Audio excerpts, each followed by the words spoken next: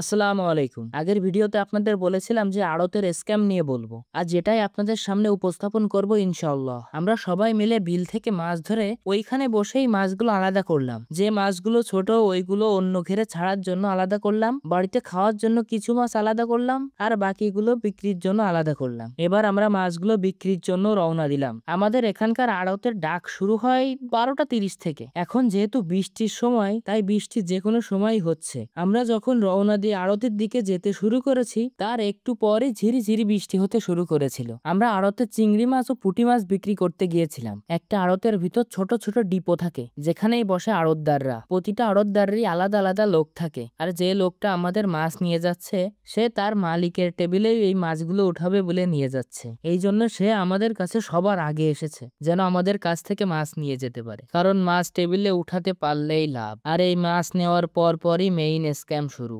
Scam number 1, টেবিলে মাছ উঠালে নাকি টেবিল প্রতি কেজিতে 10 টাকা করে ছাড়। এখানে আমাদের মাছের দাম উঠেছিল 1460 টাকা, কিন্তু আমাদের মাছের দাম ধরা হয়েছে 1450 টাকা। আর পুঁটি মাছের দাম ধরা হয়েছিল 80 টাকা, যা আমাদের কেজি প্রতি 70 টাকা করে দিয়েছে।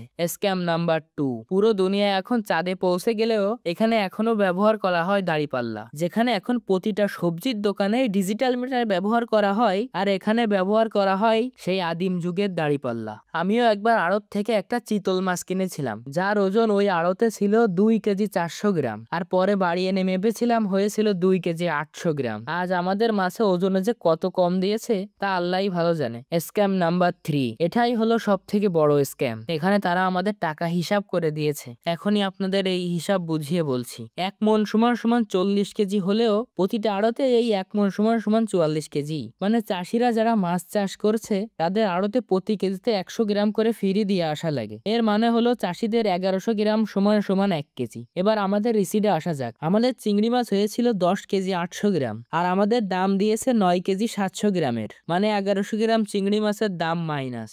আর এই 1100 গ্রাম চিংড়ি মাছের দাম আসে 1595 টাকা। আর দাঁড়িপাল্লায় ওজনের গোলযোগ তো আছেই। আর পুঁটি মাছ হয়েছিল 9 কেজি 700 গ্রাম, আর আমাদের দাম দিয়েছে 8 কেজি 700 গ্রামের, মানে 1 কেজি কম।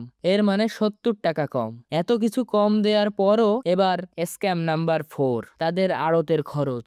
এটা নাকি তাদের কমিশন। এই কমিশন তাদের দিতে হবে কারণ আমরা তাদের আড়তে মাছ বিক্রি করছি। মানলাম মাছ বিক্রি করছি, তাই বলে এত টাকা কমিশন দিতে হবে? এখানে আমাদের আড়ত খরচ কাটছে 444 টাকা। এরপর আমরা টাকা হাতে পেয়েছি 14,300 টাকা। আর যদি এত কিছু কাটাকাটি বাদ দিতাম তাহলে আমরা হাতে পেতাম 16,339 টাকা। আমরা যা পেয়েছি তার থেকে 2039 টাকা বেশি পেতাম। এভাবেই প্রায় সকল ধরনের চাষিদের পড়তে হয় বিপাকে। না তারা কিছু করতে পারে, না তারা কিছু বলতে পারে। এভাবেই অনেক চাষি ন্যায্য দাম না পাওয়ায় আত্মহত্যার পথ বেছে নেয়। কিছু মাস আগেও রাজশাহীর এক বৃদ্ধ পেঁয়াজ চাষি ট্রেনের নিচে ঝাঁপ দিয়ে আত্মহত্যা করেছে, যা আপনারা ইউটিউব ফেসবুকের ভিডিওতে হয়তো বা দেখেছেন। সকল চাষি ভাইদের জন্য দোয়া করবেন যেন তারা ভালো থাকে, সুস্থ থাকে ও ন্যায্য দাম পায়। আজ এ পর্যন্তই। আসসালামু আলাইকুম।